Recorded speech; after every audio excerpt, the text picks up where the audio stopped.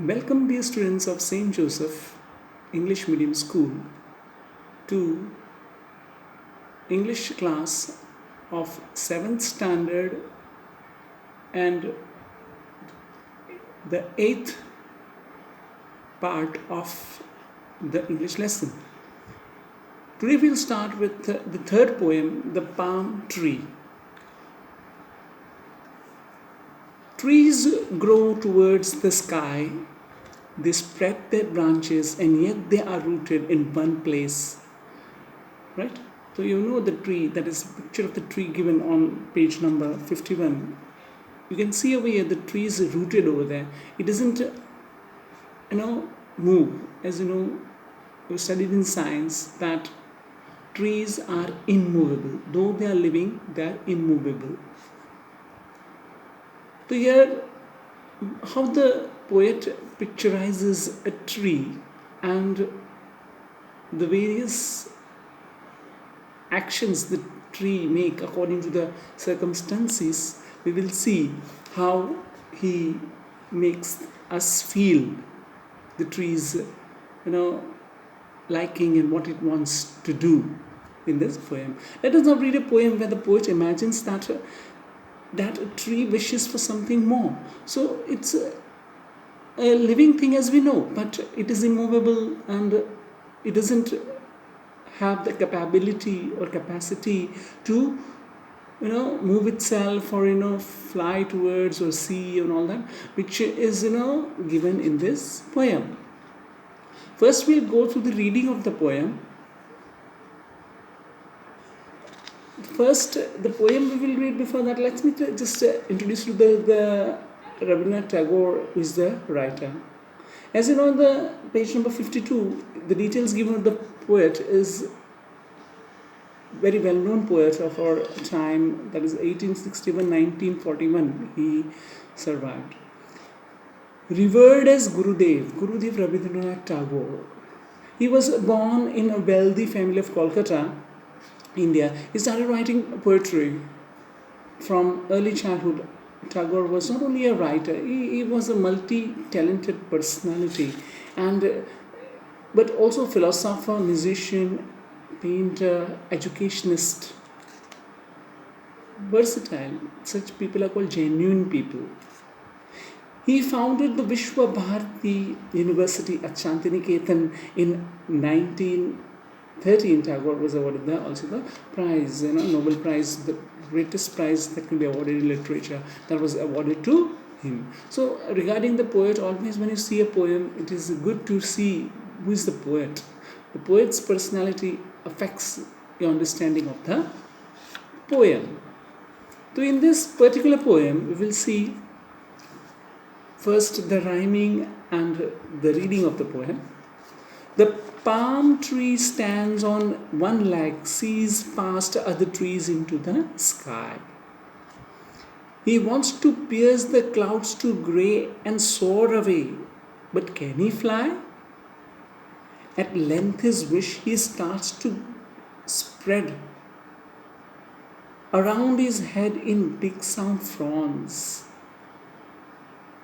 He thinks they are wings to let him roam away from home, breaking all bonds.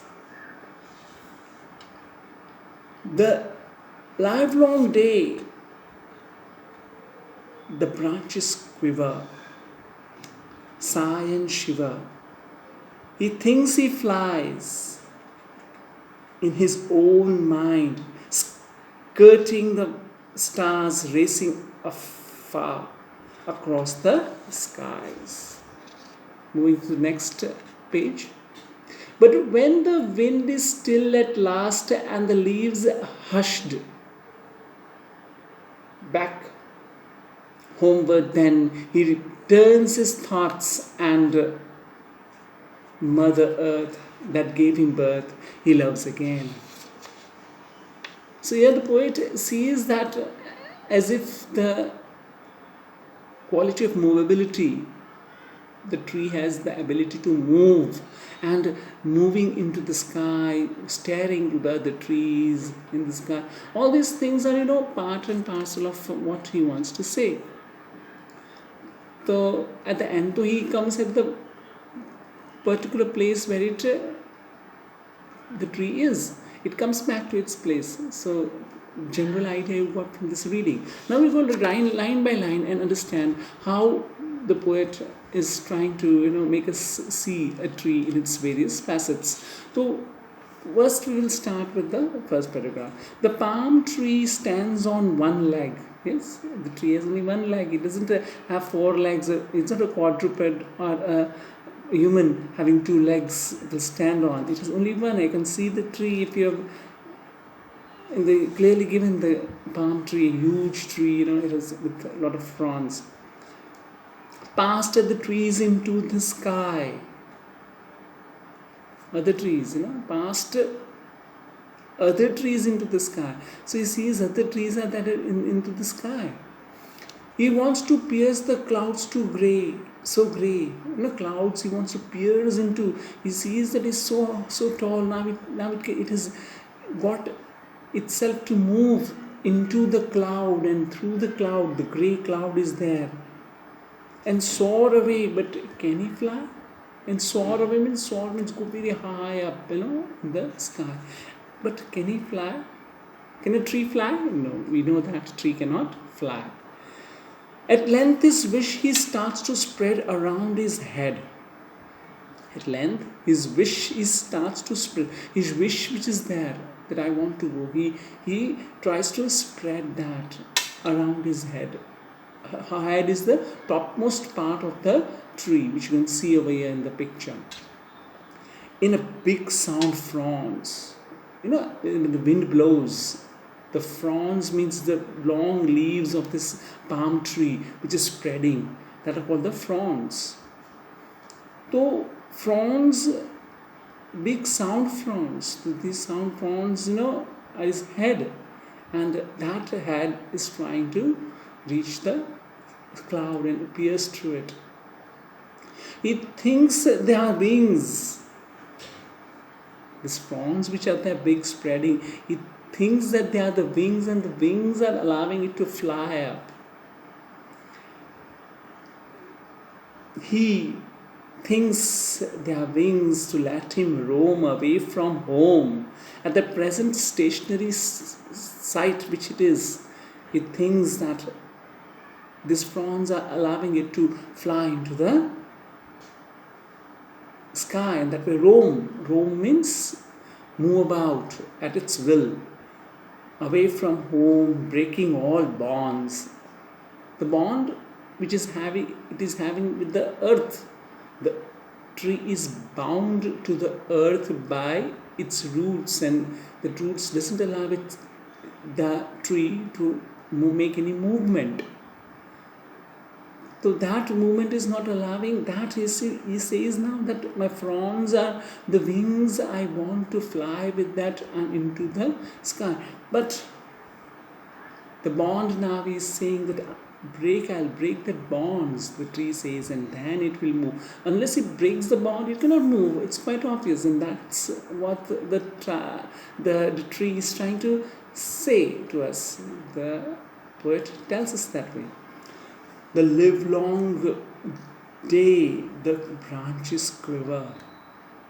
The branches quiver means, it shakes, because it wants to break the bondage with the earth, and the bound thing. He wants to move away from that and get the freedom.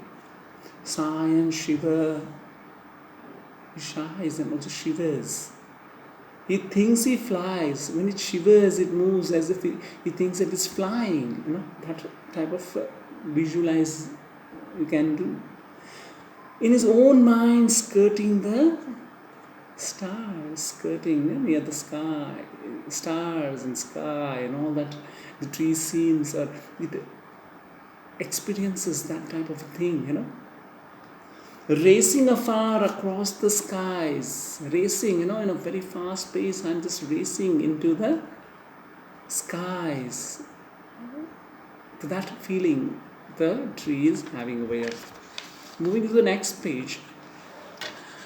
But when the wind is still at last, The wind, when it is blowing at a velocity, a speed, then it shakes the fronds, and at that fronds of the branches of the trees make it feel that it can move, and it has got movability and it can go up in the sky. Still at last. So still means now the wind's velocity, the speed has decreased, and now the branches or the fronds do not get that energy to move. At that time it has become still, and the leaves hushed back homeward then.